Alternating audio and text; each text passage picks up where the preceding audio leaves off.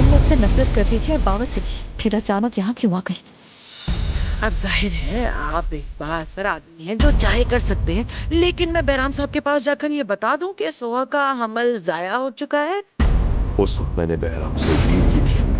मैंने उसे बताया कि सोहा हमला है और मैं वो बच्चा उससे ले लूंगा। ये मेरे दूसरे पोते के लिए, जैसे ही बड़े होंगे मैं इनके लिए असली ले आऊंगा, एक जोड़ा। जी बताइए, सोहा की तबीयत कैसी है? वो मुझे नजर नहीं आ रही। वो ठीक है ना? वो कुछ दिनों के लिए बैराम के घर गई।